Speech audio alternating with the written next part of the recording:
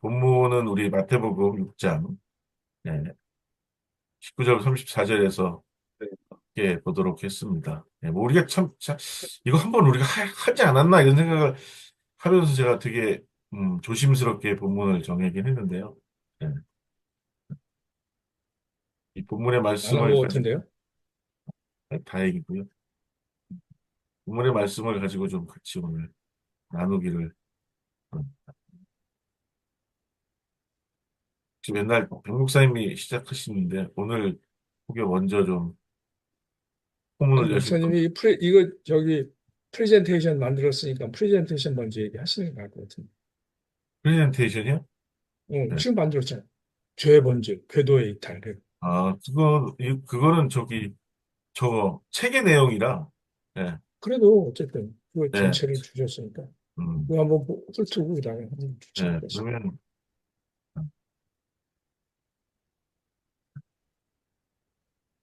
뭐, 우리 김행건 목사님, 네. 저한테, 잠깐만요. 쉐어해 드릴게요. 한번, 수여해 주시면 감사하겠습니다. 네, 됐습니다. 아, 빌레가 모르겠네요. 시간에도 다 볼 수 있는데.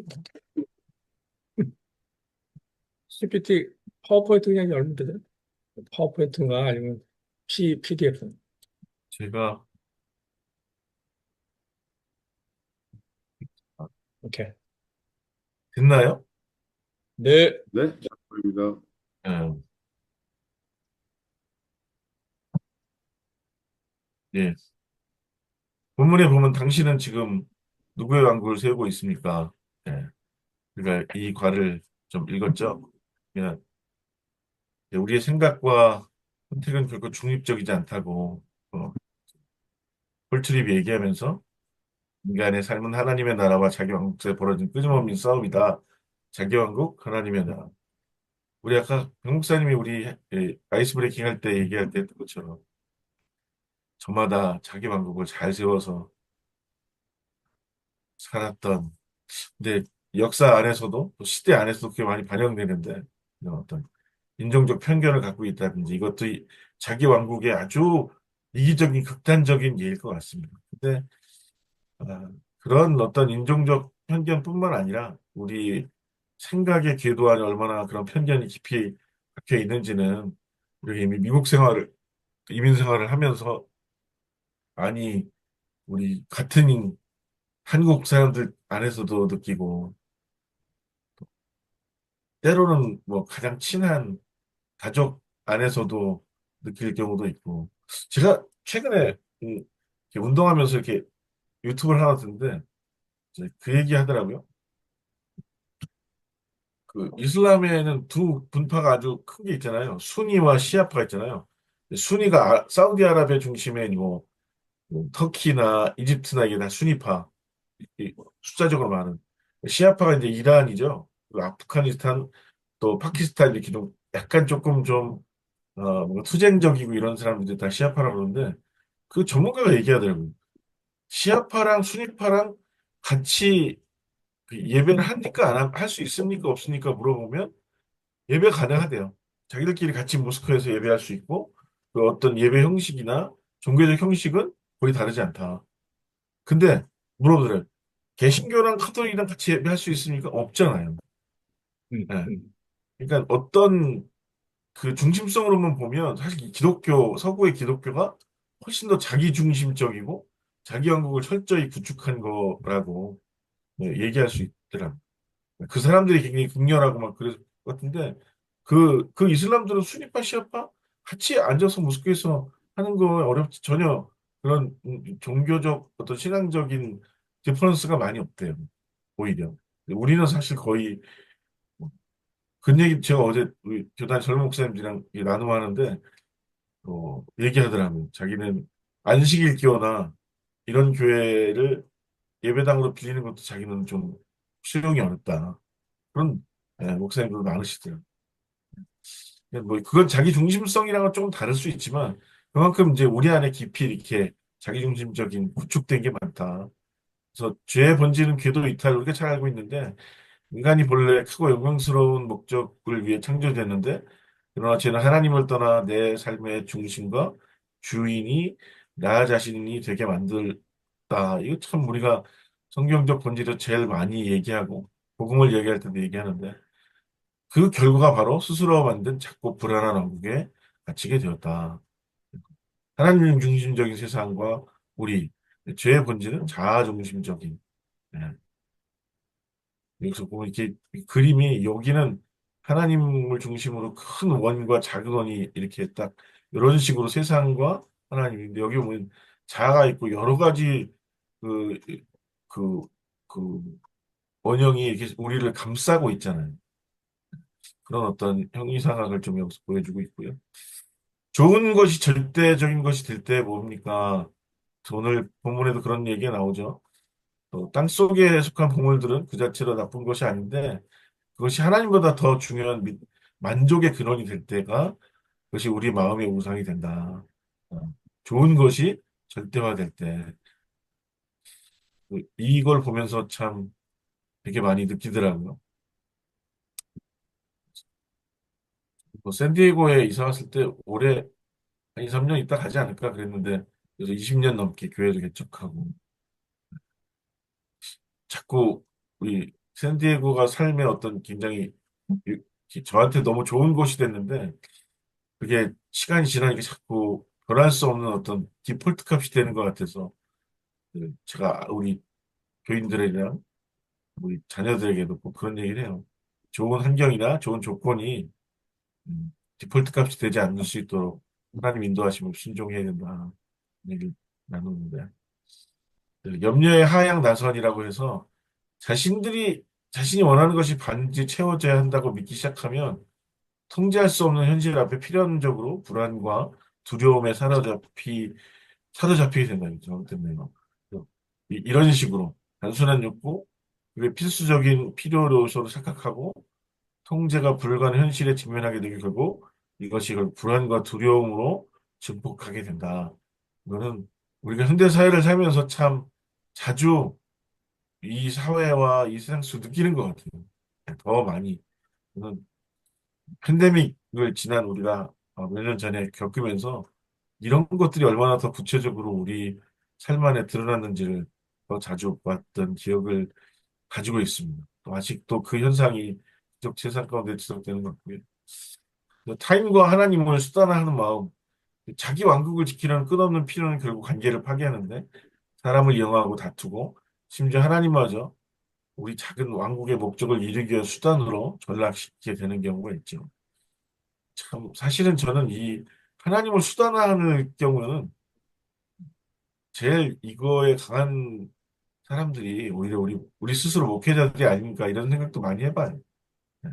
우리가 하나님을 위하는데 우리 본질과 우리 자아의 깊은 속으로 들어가다 보면 가끔 그 주객이 전도될 때 제가 늘 그럴 때 저 하나님 앞에 회개의 자리에 나가게 되는데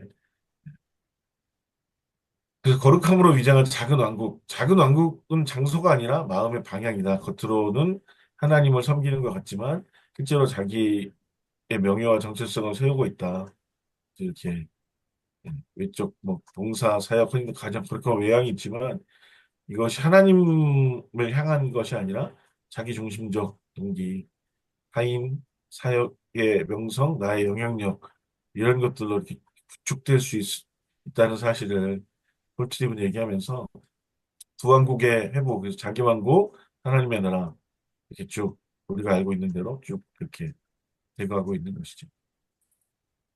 그래서 무너짐이라는 이름의 은혜가 있죠. 하나님께서는 때로는 실패와 고통을 통해 우리가 스스로 가둔 작은 왕국의 성벽을 무너뜨립니다. 이것은 단순한 자절이 아니라 자기 중심적 감옥에서 끌어내고 크고 영광스러운 하나님 나라를 구축한 맹렬한 은혜라는 사실들을 이야기하면서 어쩌면 우리 성도들 가운데 이민이라는 새로운 문화와 사역, 삶 가운데 놓여지는 것이 그래서 또 그들이 신앙생활을 시작하게 되고 주님을 믿게 된 것이 이런 무너짐의 은혜를 경험하는 어떤 모멘텀이지 않을까 생각 좀 해보게 되고요. 그래서 우선순위의 제지명 오늘 본문 마태복음 6장에 나와 있는 것처럼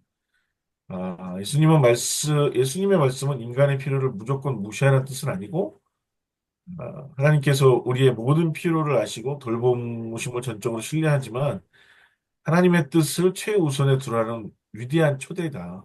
그러니까 어떤 프라이어리티 우선순위의 문제이다라고 홀투립은 얘기하고 있죠. 그래서 제가 어떤 다른 책에서 봤는데 우리 신앙을 우선순위에 두는 것도 어떤 면에서 약간 좀 위험한 발언일 수 있다라고 얘기하는 경우도 있는데 홀트립은 여기서 그런 어떤 가벼운 차원으로 얘기하는 것이 아니라는 사실들을 책을 읽으시면서 여러분 느끼셨기 때문에 더 부연해서 설명하지는 않겠습니다. 그래서 참된 자유는 통제가 아니라 항목에서 오는데 자기 왕국을 성공시키려는 피곤하고 고립된 시도를 내려놓을 때 비로소 우리가 자유하게 되고 하나님 나라의 도구로서 우리 자신을 내어드릴 때 그냥 완전한 만족을 누리게 된다라고 꿀팁은 정리하고 있죠. 그래서 질문을 한다면 우리는 오늘 가정과 직장과 사역의 자리에서 누구의 왕국을 세우고 있는지 예, 저마다 조그만 왕국을 하나씩 음, 만드는 게 있지 않을까. 특히 이제 그런 얘기 있잖아요. 그 저도 거기에 해당되는데 이제 이렇게 부부 싸움을 하면 남자들은 예, 자기만의 어떤 방으로 간다든지 자기만의 공간에 가서 이렇게 가만히 앉아 한국의 어떤 분들은 차에 가서 이렇게 앉아 있는다고 얘기도 하고 왜냐하면 그 공간은 누구에게 침범받지 않는 자기만의 공간이기 때문에 거기서 자기를 이렇게 해소하고 그런다는데 우리는 저마다 그런 어떤 마음들이 조금씩 있지 않을까 그런 생각을 하면서 예, 이 전체 우리 오늘 사과를 한번 간단하게 다 읽으셨지만 정리해 보았습니다. 예, 이렇게 정리해 보았습니다. 뭐 다 읽으셨던 부분이니까 아, 다 이미 아시는 걸로 알고. 이동욱 목사님 환영합니다. 안녕하십니까? 예, 안녕하세요, 목사님들. 네, 네. 온두라스는 안녕하세요. 예, 그래서 오늘 본문을 이렇게 마태복음 6장 본문으로 정했고요. 예, 좀 같이 나눠보도록 하죠. 우리 뭐 변호사님 한 번 더 기조 얘기 말씀을 열어주십시오. 김충희 목사님 그 정리한 PPT에 보면 그 하나님과 타인을 수단으로 이용하게 되는 그 문제점이 심각한 문제점을 지적하셨잖아요. 음, 그러니까 이제 그거를 오늘 그 본문에 입각해서 보면 이제 하나님의 은혜를 하나님이 주신 은혜를 자기 왕국이 잘 되는데 이용하려는 게 사람들의 본성이고 그렇게 하면 필연적으로 위선적이 될 수밖에 없다. 그런 건데 그게 이제 여기서 그 오늘 본문에 접근할 때 문맥이 중요한 것 같아요. 음, 그 왜 문맥을 통해서 우리는 그 뭐 성경 저자 이제 예수님의 말씀이니까 예수님이 무슨 생각으로 이 말씀을 하셨는지를 짐작을 해볼 수 있어요. 문맥 보면 그 6장 1절로 18절에서는 그 위선에 대해서 지적을 하시는 거예요. 기도하는 거에 대해서, 금식하는 거에 대해서, 구제하는 거에 대해서 이렇게 위선에 대해서 지적을 하시고 그리고 이제 오늘 본문에서는 아, 이게 그런 하나님 나라의 관점을 추구해라 말씀하시는데 위선이 아닌 진정한 자세를 유지하기 위해서는 천국적인 관점을 유지를 해야 된다 하면서 천국의 가치에 대한 확고부동한 어떤 충성이 있어야 되고 그리고 하나님께 대한 타협할 줄 모르는 신뢰가 있어야 된다 하는 거를 말씀한다고 보이죠. 19절에서 또 24절은 천국 가치 기준에 대한 확고부동한 충성심을 예수님이 말씀하셨고 25절, 34절에서는 하나님께 대한 타협할 줄 모르는 그런 신뢰. 폴치도 이 두 부분을 책에서 언급을 했다고 보여지고 그래서 그런 관점에서 보면 그 하나님과 타인을 수단으로 이용하려는 그런 우리의 어떤 자세는 그게 결국은 나의 왕국을 은혜 받은 사람 여기 지금 다 은혜 받은 사람이니까 하나님의 은혜 받은 사람이 자기 왕국 잘 되는데 그 하나님에서 주신 지혜라든지 이런 것들을 사용하려고 하는 것이고 그거는 바로 위선적인 행동이라는 결론에 도달하게 되죠. 그래서 이제 그 19절, 20에서 24절까지 있는 이제 나의 왕국을 위한 행동들이 거의 몇 가지가 나오고, 이제 그게 위선이에요. 얘기를 하고. 그게 이제 폴트림은 땅에 매인 보화, 그리고 근심에 매인 어떤 필요들. 그게 우리 자신의 삶과 우리의 반응을 통제를 하려는 식으로 설명을 합니다. 그리고 이제 또 한 가지 우리 김충현 목사님 지적하신 것 중에 그런 어떤 그 염려에 대해서 자세하게 이제 좀 설명을 하셨잖아요. 그게 이제 책에서 염려에 대해서 자세하게 설명을 하니까 하는 거예요. 그러니까 지금 본문에서도 이러한 문제들이 일어나는 그 원인은 염려다라고 주님이 말씀을 하신다고 보여지고 그래서 그 염려에 대해서 그 염려에 대한 복음, 염려를 없애시는 그런 하나님 그런 것들이 이제 언급이 되는 것 같습니다. 그래서 이런 자기 왕국을 그 본문에 더 우리가 기울인다 그러면 이러한 그런 부작용들이 나타나고 위선적인 행동을 하게 되는 근본적인 그 원인은 염려다. 그래서 복음은 그러면 그 염려를 없애시는 하나님. 그래서 두 가지가 있는 것 같아요. 하나는 26절, 30절에서 말씀하시는 것 같이 하나님이 우리를 어떤 피조물들보다 더 돌보신다. 어떠한 피조물들보다 우리를 더 돌보신다는 거. 또 한 가지는 이제 그 하나님이 우리가 염려하는 그런 필요들을 하나님이 채워주신다. 두 가지에서 복음이 충분히 나올 수 있을 것 같고, 그리고 이제 챌린지를 하게 된다면, 마지막으로 적용을 하게 된다면, 일상에서, 우리 성도들의 일상에서 복음의 삶을 사는 구체적인 내용. 오늘 그 본문에서 얘기하는 게 첫 번째는 하나님의 나라와 의를 구하는 건데, 그게 우리 신자들의 일상에서 어떤 모습으로 나타나야 되는지 도전할 수 있을 거고, 또 하나는 내일 일을 염려하지 말라고 주님 말씀하시니까 그 내일 일을 염려하지 않는 것이 우리의 일상에서 구체적으로 어떻게 나타나는지 그런 거를 마지막으로 보여주면서 그 성도들이 이렇게 손으로 딱 잡을 수 있는 어떤 적용거리를 던져줄 수 있지 않을까. 목은 여기까지. 그런 생각을. 네, 예, 이상해요. 감사합니다. 예, 우리 다른 목사님, 우리 김명 목사님, 저요? 예, 음, 제가 요즘 이게 레코딩 돼서 그렇긴 한데 고민되는 게 목사님들은 너무 가난하지 않나라는 생각을 하거든요. 아, 응? 목사님들이 너무 가난하다고. 그리고 가난하다고요? 가난하다고. 마음이 가난한 자는 복이 있는 그 마음이 얘기였어요. 가난하면 좋은데 마음도 가난하고 마음만 알았어요. 가난하고 몸도 가난해. 마음만 가난하면은 뭐 괜찮겠죠. 근데 삶도 가난하니까 어, 그런 가난이라고 하는 삶이 어, 과연 우리가 저도 그렇고 하나님의 나라와 하나님의 의를 먼저 구하는 삶을 살다 보니까 가난한 건지 아니면 그냥 가난한 삶을 살아가는 환경 속에서 살다 보니까 살아가는 건지 할 일을 안 해서 가난한 거지. 어, 그 뭐 그렇게 말씀하시면 뭐 그렇다라고 말할 수 있고요. 오케이. 어, 우리는 먼저 그의 나라와 그의 의를 구하는 삶을 살아가는데 어, 그 하나님께서 우리에게 또 목사님들에게 사역자 왜냐하면 이건 실질적으로 사역자들한테도 적용되는 말씀이니까 그래서 과연 하나님께서 어떻게 바라보실까라는 그런 질문도 하면서 말씀도 보고 책도 봤습니다.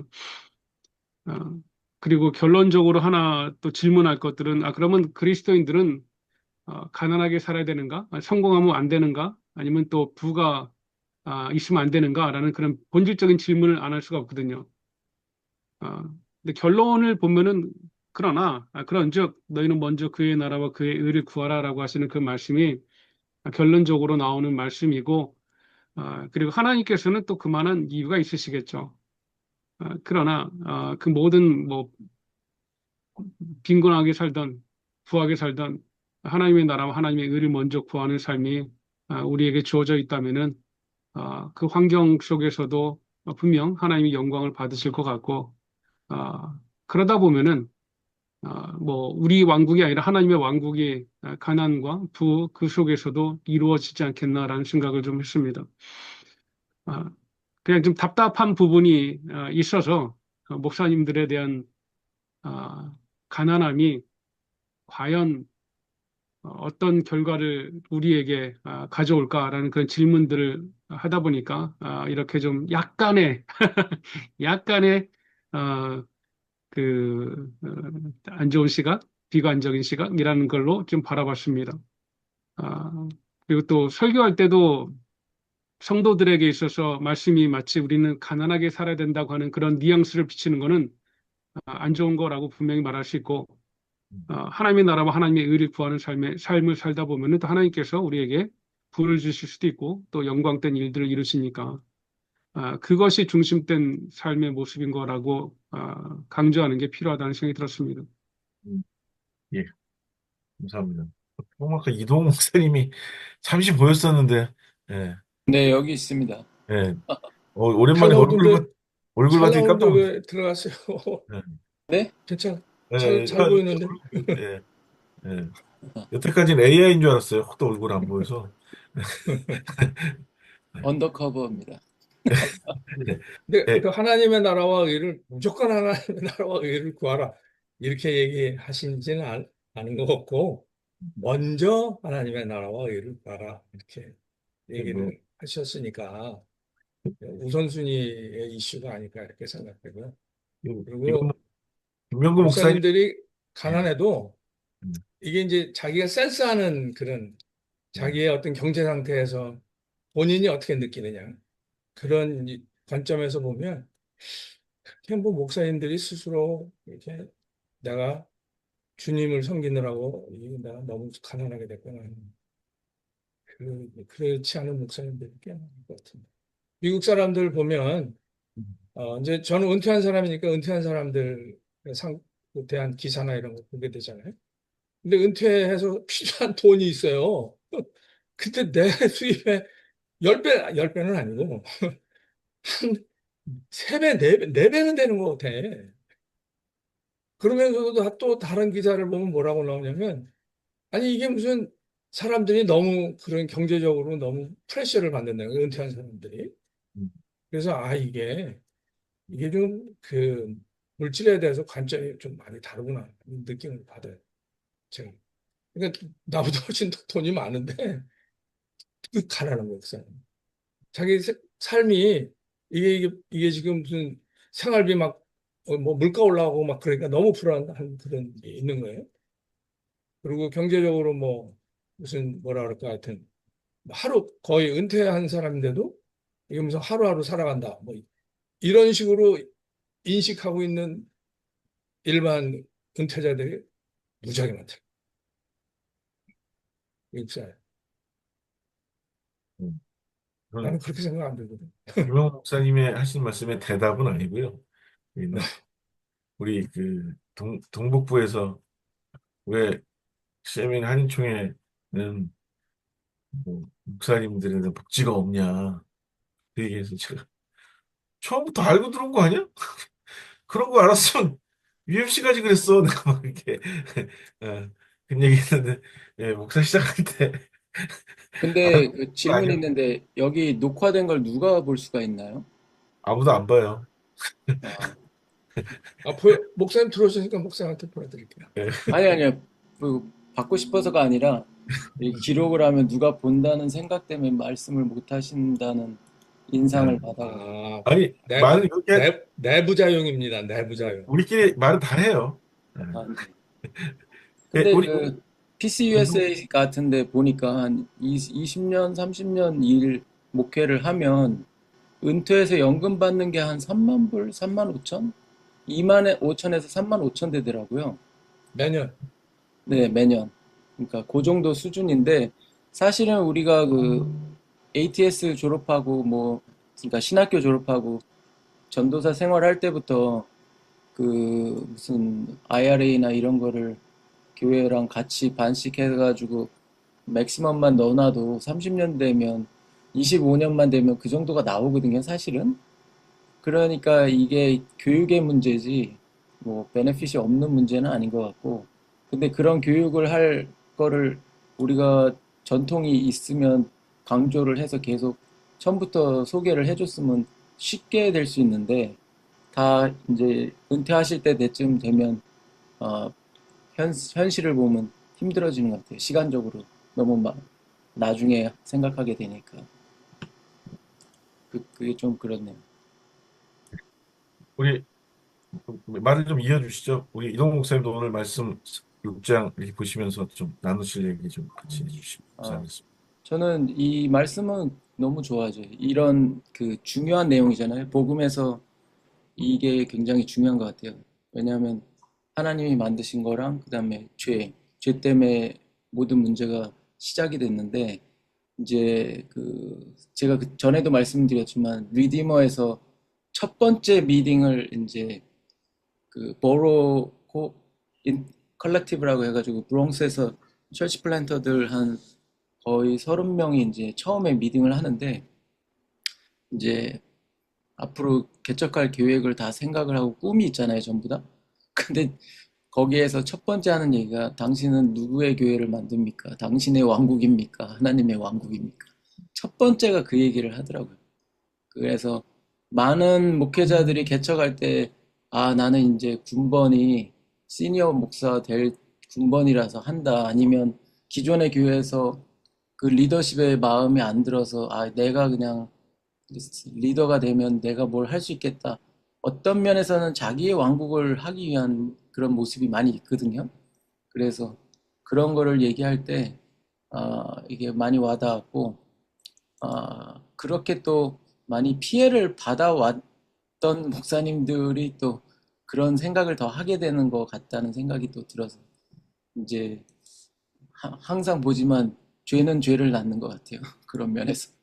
그러니까 하나님을 우선시하지 않는 그런 데서 있었기 때문에 내가 또 그렇게 되는 것 같고, 물론 결론적으로는 다 본인 책임이지만, 이제 음, 환경적으로 봤을 때는 그런 게 우리한테 영향을 미치는 부분이 있는 거니까. 음. 그래서 이 말씀 좋고요. 준비하느라고 수고 많이 하셨습니다. AI한테 상을 줘야 될 것 같아요. 그래픽을 오늘, 만든. 오늘, 예, 감사합니다. 우리, 그리고 우리 설교할 때 가난이 미덕이라는 얘기는 진짜 완전히 제한된 컨텍스트 속에서 조심스럽게 얘기를 해야 되는 그런 내용인 것 같아요. 이거 섣불리 가난이 미덕이다 이런 말 설교 시간에 이렇게 하면 사- 제 생각에는 와전될 가능성이 엄청나게 큽니다. 부정적으로. 사실 뭐 가난이 이렇게 그 아주 제한된 경우에 미덕이 될 수 있죠. 가난이라는 게. 성도들이 자기들 지금 하루하루 살아가려고 있는 힘을 다해서 지금 살아가고 있는데 거기다 대고 가난이 미덕이라는 얘기 잘못 쓰면 이게 완전히 초치는 거죠. 음, 거기다가 사모님들이 제일 먼저 시험 들죠. 그래요. 사모님들이 지금 열심히 지금 남편 목회하는 거 서포트 하려고 지금 열심히 일하고 있는데 가난이 미덕이라고 안 되지. 그러니까 굉장히 조심스럽게 아주 제한된 컨텍스트 속에서 거기에 맞게 딱 사용할 수는 있죠. 음. 예, 우리 김은근 목사님도 이어서. 이게 사실은 본문이 저는 읽으면서 주제가 굉장히 많이 나오는데 그래서 이거를 하나의 맥락으로 뚫어내려면 뭐를 해야 될 것일까라는 생각에서 좀 고민을 해봤어요. 그래서 일단은 책하고 연결을 해야 되니까 그리고 예수님께서 5장, 6장에 걸쳐서 이 말씀을 하고자 하는 의도가 무엇인지에 대해서 뭐 우리가 설교가 원 살리드 크리스탈 탑픽이 된다고 얘기해야 되잖아요. 그래서 이걸 하나로 어떻게 뽑을 수 있을까라는 생각이 좀 이제 가장 필요한 것 같아요. 그래서 그 책하고 연관 지으면은 결국은 하나님 나라와 자기 왕국의 싸움이다라는 거에 대해서 얘기를 하는데 우리가 계속 얘기했지만은 결국은 삶의 우선순위에 대해서 얘기를 하는 게 맞는 것 같아요. 그거에 대한 우리의 관점을 여러 가지 면에서 조명을 해주는 건데 그래서 이거를 어떻게 이걸 꿰뚫어야 될 것이냐라고 생각을 했을 때 예수님이 그 당시에 왜 이 말씀을 하셨을까? 그래서 5장, 6장을 통틀어서 얘기를 하다가 보면 그 당시에 그, 그 종교를 믿는 사람들이 가지고 특별히 종교 지도를 가지고 있었던 신앙관에 대한 그거에 대한 맹점에 대해서 얘기를 하고 있는데 그거를 현재 컨텍스트에 와서 어떻게 접목을 할 수 있을까라는 그런 생각을 해보면은 근데 아주 굉장히 의외로 비슷한 부분이 굉장히 많은 거죠. 사실은 그때나 지금이나 신실함을 가지고 있는 종교인들이 신앙이라기보다는 종교인이 맞는 그런 형편이 요즘도 우리가 아주 많이 볼 수 있는 부분이잖아요.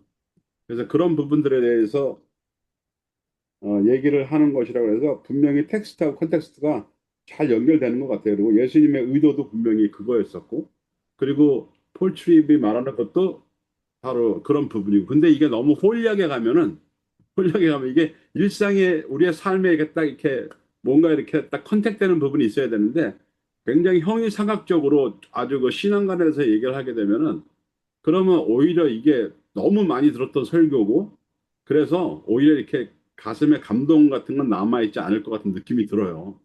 그래서 어떤 생각을 한번 해볼까 생각을 했는데 일단 기본적으로 그 그러니까 6장 지금 오늘 본문의 양을 보게 되니까 염려하는 부분이 제일 길어요. 거의 한 반이에요, 염려 부분이. 그 처음에 나오는 게 이제 그 두 주인을 섬기지 말고 하늘의 보화를 쌓지 말고 너희 눈이 이제 밝고 어두움 뭐 이렇게 얘기하면서 전체적으로 저 하는 거지만은 염려를 얘기하는데 그 염려의 속에 내포되어 있는 게 뭐냐면은 하나님에 대한 신뢰거든요. 예, 그래서 그렇게 왜 그러냐면 요즘 사실은 미국에 사는 이민자들의 걱정과 염려가 너무 많잖아요. 현실적으로 뭐 경제적인 이런 것도 하지만은 사실은 그 트럼프 행정부로 인해 가지고서 노인들은 노인들대로 뭐 SSI라든지 뭐 이런 것들 많이 빡기고 이런 것들 그다음에 뭐 어떤 신분 문제로 좀 그 주위에 많은 분들이 불법 체류로 있던 분들이 지금 많이 한국으로 들어가는 사람이 몇 사람이 있어요. 내가 아는 사람만 몇 사람이지 꽤 많이 지금 굉장히 불안해 하고 있는 거예요. 그리고 뭐 그런 게 현실적으로 오는 거거든요. 사실은 여러 가지로. 그래서 어제도 우리 그저 교인 중에 우리 예배 우리 목요일 날 했는데 저한테 그렇게 얘기를 하더라고요. 연세가 많이 드신 분인데 목사님 무슨 기도를 해야 됩니까? 지금 이런 상황에서 하나님한테 어떻게 기도를 해야지 맞습니까? 라고 얘기를 하더라고요. 그래서 제가 어저께 얘기했던 게 그랬어요. 어, 염려라는 것이 어, 이게 딱 읽었는데 염려라는 것이 우리가 근심하고 염려해서 해결되는 것이 뭐 젤렌스키가 말한 게 있는데 4% 외에는 염려한다고 해결되는 게 없다라는 거예요. 뭐 나머지 전부 다들. 그러면서 염려를 돌아보면은 그건 뭐냐면은 염려를 뒤집어 보면 그게 교만입니다. 라고 얘기를 했어요. 그러면서 염려는 왜 교만이냐면은 우리가 염려하고 근심하는 이유는 뭐냐면 하나님을 신뢰하지 않기 때문에 그런다. 어? 그렇기 때문에 우리 마음에 염려가 있는 거다. 그래서 우리 마음에 염려가 있다고 하면은 먼저 회개부터 해야 되지 않을까요? 그런 얘기를 했어요, 어저께 제가. 그래서 저는 여기서 하늘의 보화를 쌓아두라 그래서 뭔가 거룩한 일을 하라 뭐 이런 것이 아니고 어, 우리의 삶과 우리의 꿈이 분명히 이게 리얼리티, 삶은 리얼이고 꿈은 이상이지만은 이 삶과 꿈이 하나가 되는 놀라운 삶이 있는데 그게 바로 하나님을 믿는 신앙이다. 그래서 하늘의 보화를 쌓아두라는 것은 뭐냐면 우리가 땅을 딛고 살지만은 우리의 이상이 하늘의 그 꿈을 하늘에 두고 사는 것이 그게 어, 우리의 사는 하나님 나라의 왕국을 사는 것이라고 생각을 하는 것이고 두 번째는 너희가 눈이 밝으면 어두우면 하는 부분에서 무슨 생각을 했냐면은 시선을 어디에 둘 것이냐라는 걸 생각을 했어요. 하나님께 시선을 두는 거. 우리가 사방에 우겨쌈을 당하여도 바라볼 수 있는 하나님이 있다라는 부분에 대해서 얘기할 수 있다라는 걸로 그렇게 하고 그다음에 그 두 주인을 섬길 수 없다라는 부분에서 아까도 우리 저 프레젠테이션 나왔지만은 사람은 그렇게 만들어진 거란 말이에요. 그들은 만들어졌기 때문에 하나님을 섬기지 않으면 우상을 섬길 수밖에 없는 그런 존재다. 그렇기 때문에 우리는 하나님을 섬기지 않으면 우상에게 빠질 수밖에 없는 그걸 우리가 인정을 해야 된다는 부분에 대해서 그렇게 하면서 결국은 큰 틀에서는 염려를 대주제로 잡고 이런 것들을 옆에서 이렇게 붙여가지고선 현대에 살고 있는 미국 이민자들 젊은 사람들도 그렇고 젊은 사람들도 힘들고 여러 가지 면에서 특별히 이민자들의 스트레스라든지 그런 부분에 대해서 진솔하게 삶을 나눌 수 있지 않을까라는 생각을 한번 해봤습니다. 예, 감사합니다. 그 이제 폴트립이 염려를 이제 딱 물고 들어가기 전에 그 배경으로 깔아준 것 중에 아주 날카롭게 저는 책에서 도움 받았는데 날카롭게 지적한 것이 그 이제 다 하나님의 신앙생활을 하는 사람들이니까 신앙생활을 하면 하나님의 지혜의 원리를 깨닫게 돼요. 그리고 하나님의 은혜로운 약속을 믿게 돼. 그죠? 그 신앙생활 하니까. 근데 문제는 그거를 자기 왕국이 잘 되는 데 이용한다는 거예요. 그래서 그 부분, 자기 왕국이 잘 되는데 그 신앙생활에서 터득한 것들, 많은 베네핏들을 그거를 위해서 이용을 하고 있는 거예요. 또 그거를 폴 트립이 아주 예리하게 지적을 해줘서 고맙게 생각하고요. 그리고 이제 폴 트립이 그 얘기까지는 안 했는데 우리가 컨텍스트에서 보면 예수님의 마음속에는 그렇게 하는 것이 위선이다.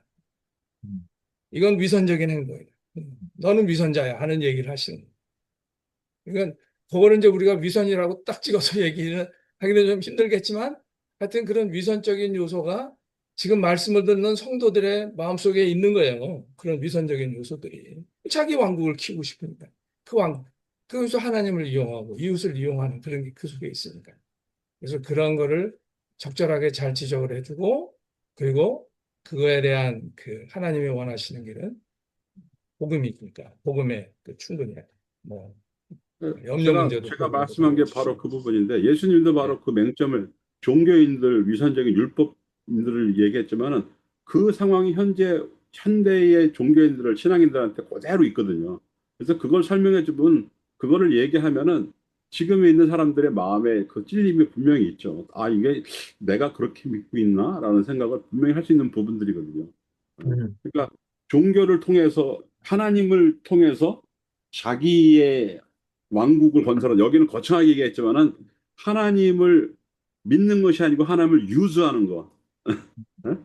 사용하고 이용하는 거. 그러니까 너는 하나님의 얼굴을 구하는 것이 아니고 영광을 구하는 것이 아니고 하나님의 손을 구하는 것이다라는 거에 대한 부분들. 그러니까 대부분 많은 사람들이 그렇게 하고 있잖아요. 그런 거에 대해서 왜 그런 염려하는 이유도 뭐냐면 하나님을 제대로 믿지 않기 때문에 그런 거예요. 신뢰하지 않기 때문에 그런 거거든요. 중요한 건 뭐냐면 그 부분에서 모든 게 파생이 된다고 생각하고 그래서 그러기 때문에 현대인은 뭐 하나님 왜 이렇게 안 해주십니까? 라는 건 뭐냐면 자기의 의도가 또 들어가 있는 거거든. 하나님을 신뢰한다는 건 뭐냐면은 그 어노인팅이 부른 나는 믿네라는 그런 그 찬양의 가사 중에서 하나님께서 이 바다가 갈라지지 않게 하시면 내가 이 바다 위를 걷게 해줄 것이다라는 거. 그런 기적을 원하는 것이 아니고 God is always right. 하나님은 언제나 옳으시다라는 그 신뢰가 있어야 된다는 부분들. 그런 부분들을 충분히 현대의 컨텍스트에 맞게 얘기를 해주시지 않겠나라는 생각을 해봤습니다. 그 제가 읽었던 책 중에서 그 한때 유행했던 그 사피엔스 유발 하라리라는 뭐 이스라엘의 역사학자이면서 근데 그 사람이 종교를 분석할 때 그러더라고요.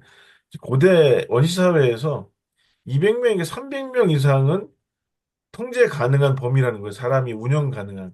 근데 그 이상의 범위를 운영하기 위해서 무엇을 해야 할까라고 고민하다가 이 집권하는 이런 집권자들이 종교가 갖고 있는 그 두려움을 사람들한테 심으면 그게 통치의 원리의 힘이 된다는 거예요. 그래서 그 사람들이 종교를 끌어들이면서 이 종교와 이 권력을 딱 맞추면 정확히 맞아낸다는 거죠. 이 사람들에게 왜 우리가 신을 추앙해야 되냐면 그렇지 않으면 우리가 이제 저주를 받아 죽을 거다.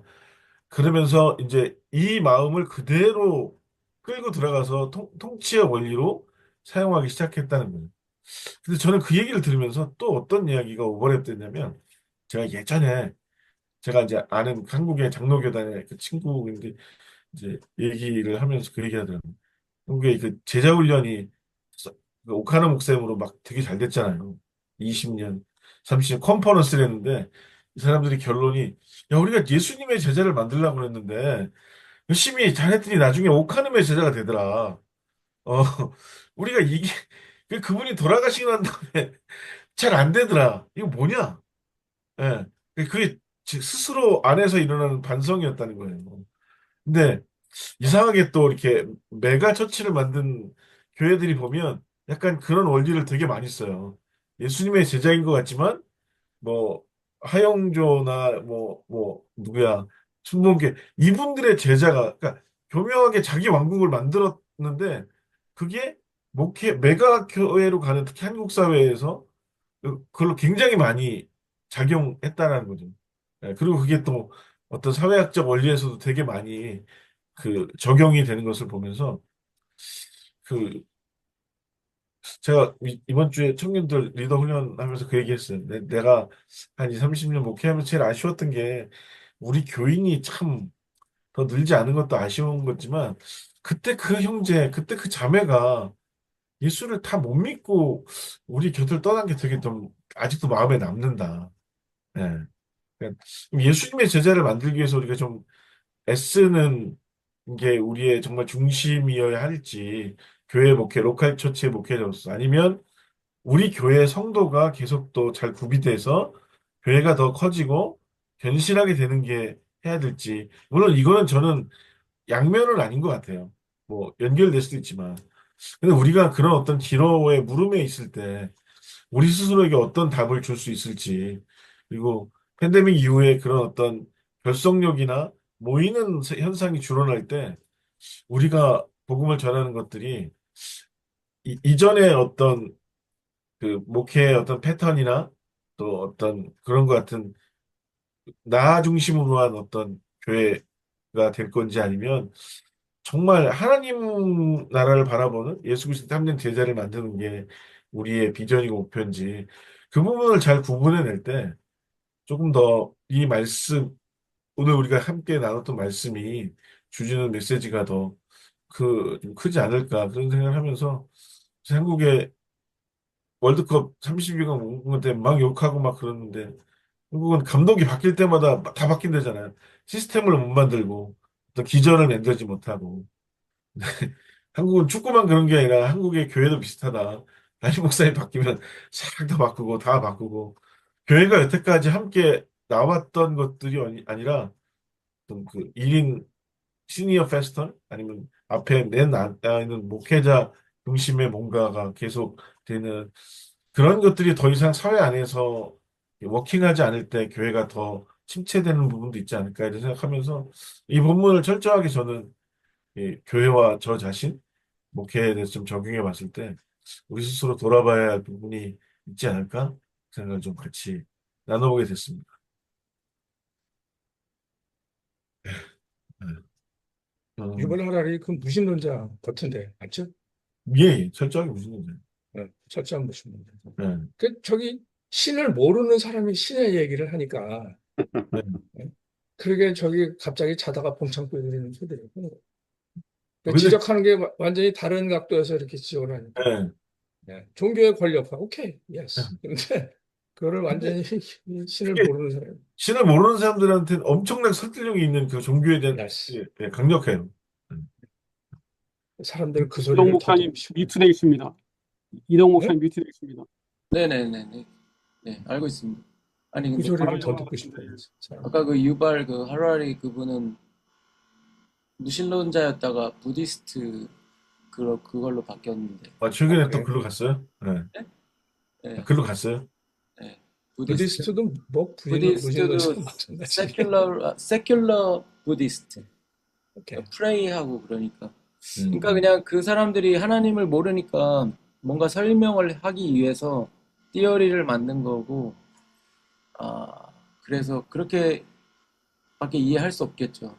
근데 이제 근데 저는 그거에 사람들이 좋아하죠. 대해서 신뢰하지 않지만 그 현상을 그대로 보면 너무 이해가 더 많이, 진짜 그런 어떤 권력 구조나 기저를 사용하는 게 인간이 갖고 있는 어떤 우리도 같은 인간으로서 그런 걸 전혀 배제하지 않는다. 우리 마음속이나 우리 그치. 생각 속에 배제하지 않고 나오고 있다는 사실들을 우리는 그 이야기를 통해서 좀 우리 스스로에게 질문해 봐야 하지 않을까 그 생각이 있어.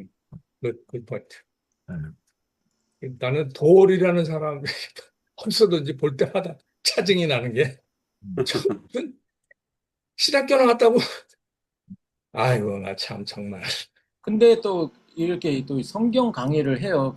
그 사람이. 그러니까 난 참 그러니까 그래 더 근데, 사람들이 더 좋아해 그런 거를 근데 어, 그게 그분이 왜 인기가 많은가 제가 좀 생각을 해봤는데 그분이 이제 불교를 공부하고 철학을 동양 철학을 하고 중국, 대만 뭐 이런 데서 하고 또 하버드에서 공부를 하잖아요. 그래서 가니까 한국 사람들은 그 학벌 지상 최고주의에 빠져 있어가지고 뭐 어린아이가 똑같은 얘기를 해도 중요하지 않고 그냥 그 학벌이 있는 사람이 얘기해야지만 그게 이제 진리가 되는 그런 사회 구조라서 야, 이게 그래서 먹히는구나. 그러면 크리스천 중에 그런 데 가서 공부를 해서 물론 우리가 하나님을 알기 때문에 공부할 필요는 없지만 뭔가 그 안 믿는 사람이 볼 때 아, 이 사람도 이렇게 공부가 잘 돼 있고 이런 쪽으로 지식이 많구나 하고 그런 그 변증론자가 크리스찬에서 많이 나와야 되는데 영국하고 미국에는 계속 나와서 명맥이 이루어지는데 한국 교계에는 그렇게 어팔러지스트가 없어요.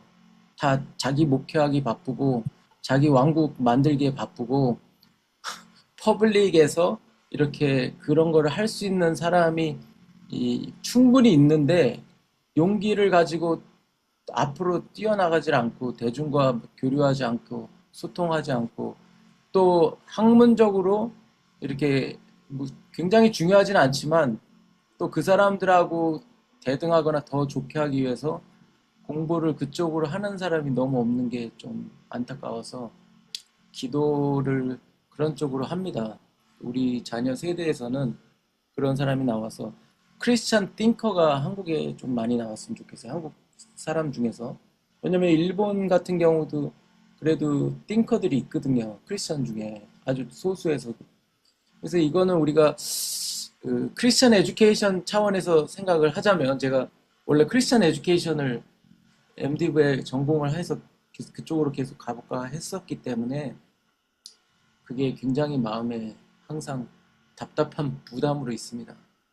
근데 이제 근데 서구 이제 사회에서 그런 어떤 이 변증론적인 답변이 매우 서구 사람들이 갖고 있는 사고 체계에 대해서 합리적이고 그렇게 또 존경과 리스펙트를 갈 수 있는데 한국 사회에는 약간 그런 유교적 전통이 강하고 유교적 전통에서는 아까 우리 얘기했잖아요.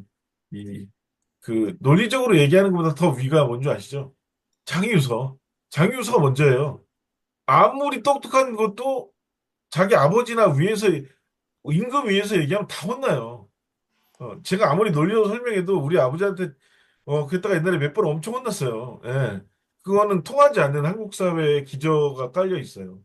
그러니까 이 띵커가 잘못 나오면 제가 보기엔 한국에서 욕을 두 배로 먹을 수도 있어요. 저게 말디다까지 저렇게 막 해내네 근데 이러면서 이제 예를 들어서 세종대왕이라는 사람을 보면 음, 그 사람은 띵커거든요.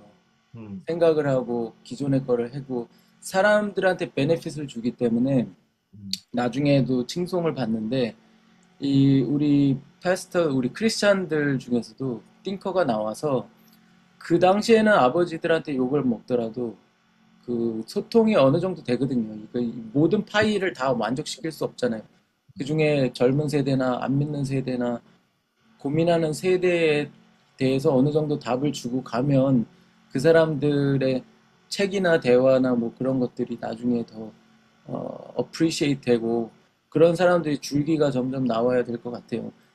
그런 근데 쪽으로 좀 기도가 우리 필요한 것 같아요. 우리가 계속 많이 읽었던 우리 지난 전책에 우리 그 돌아가신 갑자기 이름 까먹었죠? 목사님. 임태훈 임펠러 헬로 목사님이 매우 논리적이고 변증적인데 그분 책의 장점은 그쪽으로만 가지 않았다는 거예요. 사회적 현상이나 사람들의 심리까지도 잘 균형 있게 갔기 때문에 미국 서구 사회가 갖고 있었던 그런 논증적 중심의 회의를 되게 이 뉴욕이라는 아주 거대한 메모드한 이 도시 안에서 젊은 세대와 많은 사람들이 더 공감을 얻지 않았을까. 또 이동욱 목사님 말씀에 되게 많이 동의하면서 이 시대의 균형이 어떤 건지에 대해서 우리 그좀저 그러니까 너무 논리적인 변증이 우리 모든 설교와 사역의 중심이 아니라 어떤 좀 균형이 더 있는 사실 지금은 한국 교회나 미국 사회 안에서 그런 균형이 조금 좀 부족한 부분도 되게 많이 있고 그래서 그 조금 논리적이지 않은 사람에 대한 어떤 그러니까 이제 한국 사회가 갖고 있는 그게 있거든요. 좀 이게 왜 고학력 고학벌에 대한 추앙이 있냐면 그 논리성이 강하기 때문이에요. 예. 근데 그러지 못한 제너레이션이나 그러지 못한 어떤 사람들 매우 많은 어떤 이 경시나 룩다운이 있을 수 있거든요. 그러니까 우리가 이것까지도 좀 끌어안는 균형이 이 다음 세대들에게 더 많이 필요하지 않을까 생각을 하면서 제가 옛날에 대학생 때 제가 있던 선교단체 그 모터가 지성사회 복음화였습니다. 한참 있다가 보니까 복음사회 지성화로 바뀌었어요. 예. 복음사회 지성화만 했어. 자, 이게 우리의 좀 연약함이다. 그러니까 입으로는 되게 똑똑한데 나중에 보니까 사는 게 별로야. 이런 얘기도 되게 많이 나오고 그래서 좀 우리가 어떤 건강한 균형을 우리 이렇게 이런 나눔을 통해서 가질 수 있는 기절을 우리가 잘 가지면 어떨까 그 생각을 같이 해보도록 하겠습니다. 근데 저기 뭐야, 네. 오늘 자기 왕국과 하나님 나라가도 연관이 되는데 우리 설교를 해보면 느끼잖아요. 뭐냐면 나는 이 포인트에서 은혜를 받길 원하는데 성도들은 각자 저마다의 부분에서 은혜를 받아요. 그러니까 자기들만의 필터가 다 있거든요. 예? 그래서 모든 원리가 그래요. 뭐 유발 하랄이든 메가처치든 다 원리가 뭐냐면은 듣고 싶은 얘기를 해주면은 사람들이 모여요. 어? 그런데 이런 얘기가 있어요. 뭐냐면 거짓말을 듣기를 원하는 사람에게 거짓말을 하면 부자가 된다. 진실을 듣기를 원하는 자에게 진실을 얘기하면은 먹고는 살 수 있다. 근데 거짓말을 듣기를 원하는 자에게 진실을 말하면 쪽박 찬다라는 말이 있어요. 예? 나는 그래서 이런 우리 예. 김명국 목사님 말한 대로 목사님들이 가난하군요. 거짓말을 아니 듣기 그러니까 원하는 사람한테 진실을 그러니까 하니까. 지금 이 상황이 그런 시대라는 거예요. 뭐냐면은 이 시대가 사유가 없고 사색이 없는 시대이기 때문에 자기가 듣고 싶은 얘기를 듣고 싶어 하는 거예요. 그래서 팀 켈러가 되는 이유가 뭐냐면 그 사람의 장점이 공명과 공감이거든요. 일단 그 사람 쪽으로 들어가서 공감을 이끌어내는 여보세요? 부분이 있는 거예요. 그게 참으로 놀라운, 그러니까 그게 참, 거기까지 내려가야 되는 거, 그게 참 힘든 부분이죠, 말하자면. 그러니까 이걸 밸런스가 잘 돼야 되는 부분인 것 같아요. 뭐 관련될 수 있기도 한데 우리가 하나님께서 우리에게 주셨던 모든 백그라운드들은 또 하나님께서 쓰시기 합당하게 사용하시는 것 같아요. 에스더가 뭐 왕비가 된 것도 이때를 위함이 아닌가라고 하는 그 말씀도 그때를 사용하시기 위해 하나님께서 사용하셨던 것처럼 또 우리의 가지고 있는 많은 뭐 학구적인 백그라운드 그런 것들조차도 하나님께서 사용하시기 위해서 주셨다면은 또 어느 순간에 또 사용되겠죠. 제가 온두라스 사역하는 중에 목요일 날그 온두라스 대학교에서 한국어를 배우는 사람들이 있어요. 그 학생들에게 뭐 주제를 가지고 이렇게 한국적인 주제 아니면 또 다른 주제를 갖고 결코 뭐 그 목사로서 말하는 건 아니니까 발표할 때에 그 선교사님이 그런 얘기를 하시더라고요. 우리 백그라운드를 좀 얘기해 주시고 하시면 좋겠다고. 근데 제가 받은 그 직감은 그냥 우리가 목사로서 와서 말하는 게 아니라 우리도 나름대로 그런 삶의 백그라운드가 있다고 하는 거. 그래서 김영준 목사님 같은 경우는 뭐 박사학위 2개 가다가 그리고 학위도 있고 뭐 그런 것들을 다 보고 그 나름대로 목사님들 보면은 고학력이에요. 고학력, 진짜 고학력이에요. 경험도 많고 지식도 많고 근데 그게 한편으로는 그렇게 있으니까 그래도 학생들한테 이런 분이 왔구나라는 것들을 좀 더 뭐랄까 마음을 열 수 있는 그런 계기는 되는 것 같아요. 그래서 이때를 위함이 아닐까라는 생각을 하면은 또 하나님께서 사용하시겠구나라는 생각도 들고요. 근데 재미있는 거는 이번에 5명이 5가지 강의를 했는데 한 분은 나는 누구인가, 그리고 두 번째 나의 삶의 가치관, 우리가 살면서 살아야 될 가치관, 세 번째 분은 나의 개인적인 고통, 그리고 네 번째 분은 한국 사회의 현대 사회의 3가지 고통, 마지막 분은 나는 어디로 가는가. 그래서 사- 삶의 경험과 이제 타픽과 그 다음에 그 하나님과 다 연결이 잘 됐던 것 같아요. 우리가 이렇게 주제를 짜자 하지 않았는데 준비가 흐름이 쫙 맞았어요. 좋았습니다. 네, 네. 오늘 뭐 여러 가지로 잘 많이 깊은 토론이 있어서 감사하고요. 새롭게 알게 된 거는 어, 우리가 너무 거짓말을 못해서 가난하게 됐다는 걸 또 알게 되고. 미리 좀 얘기하시지. 참. 좀 자꾸 이렇게 좀 타고 그래야 되는데. 예, 가난해도 다 잘 예, 살아요. 예, 예. 오늘 이렇게 해서 잘 정리된 것 같고요. 뭐, 또 우리 또 녹음한 걸 가지고 또 여러 가지 장치를 통해서 다시 정리된 것도 다시 한번 업데이트 하게 될 예정이니까, 예, 거기에 따라 목사님들 사역과 목회 때 잘 적용해서 말씀을 전하실 수 있기를 바라드립니다.